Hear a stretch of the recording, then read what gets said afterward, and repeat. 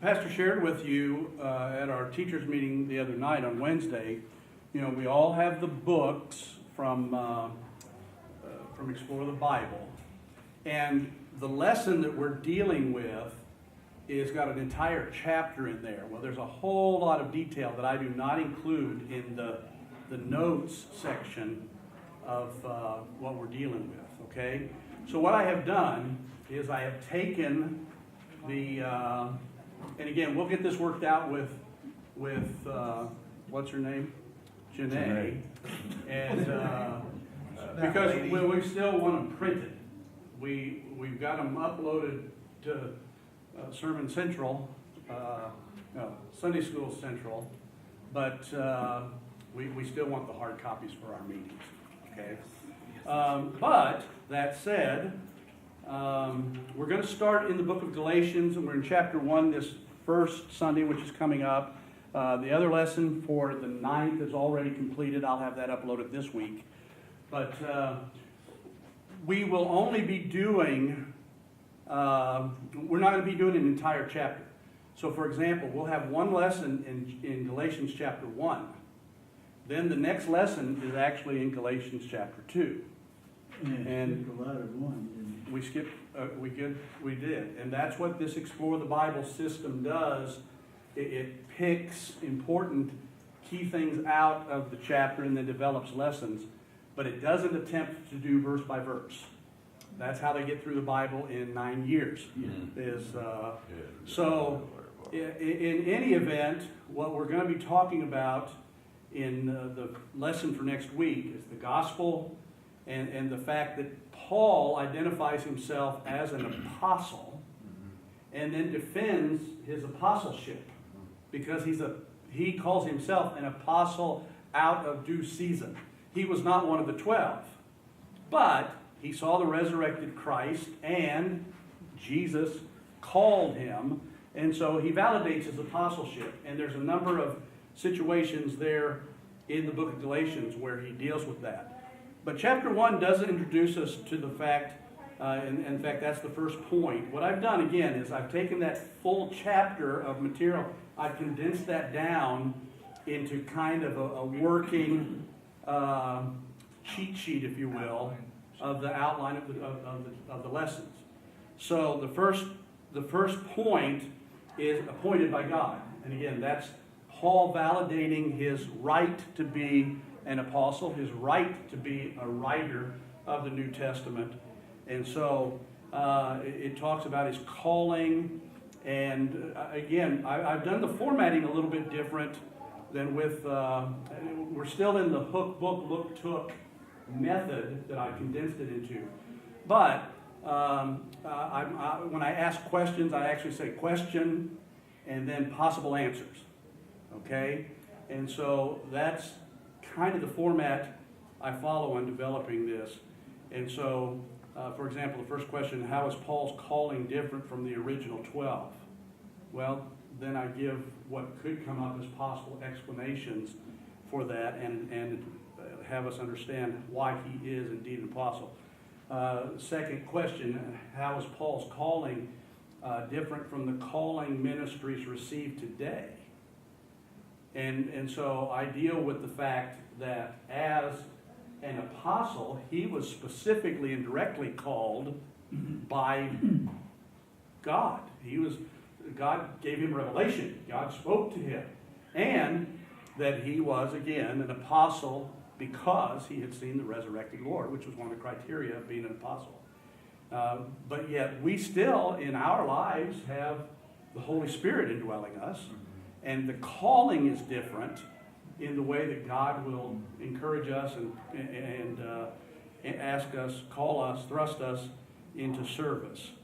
But it's different than those first century apostles. So the main points are appointed by God, and that's dealing with Paul, and then he's appointed through God's grace.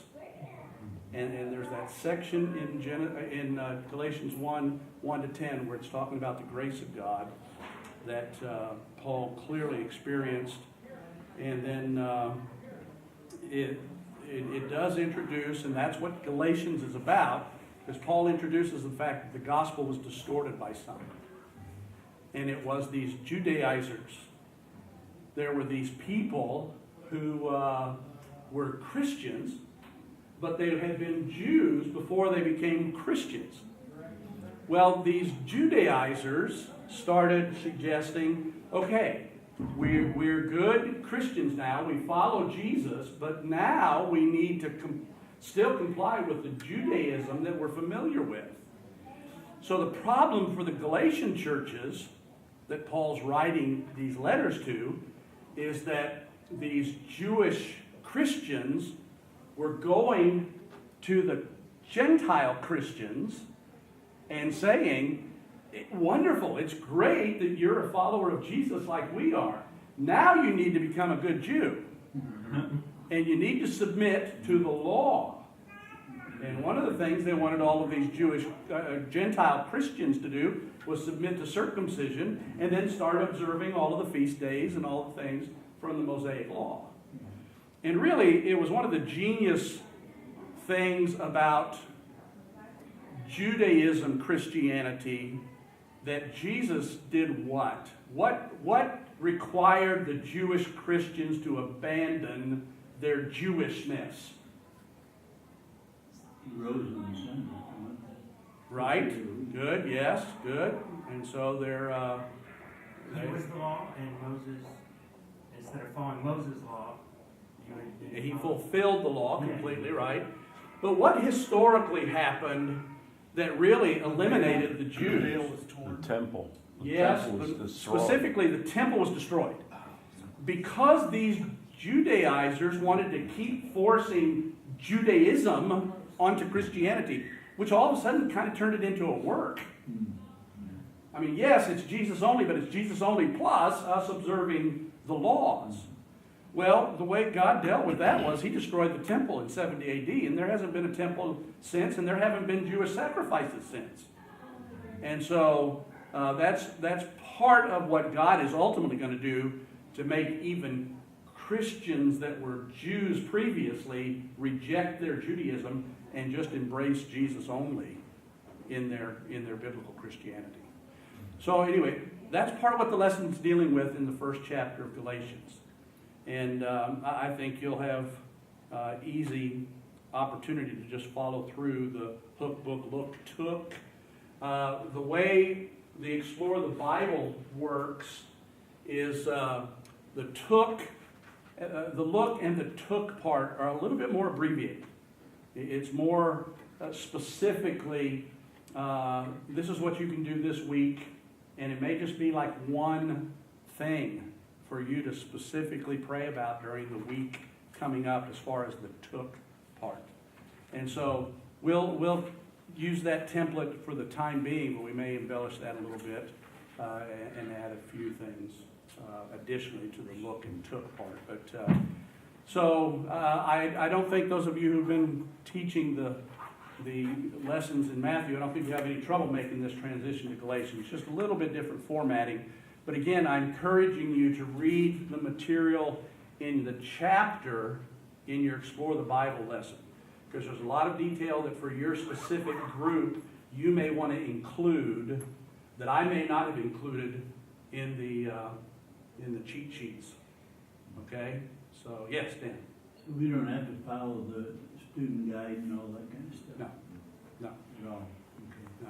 Yeah, you can use just what I provided, or you can add to it if there's some things that would apply to your group specifically. All right?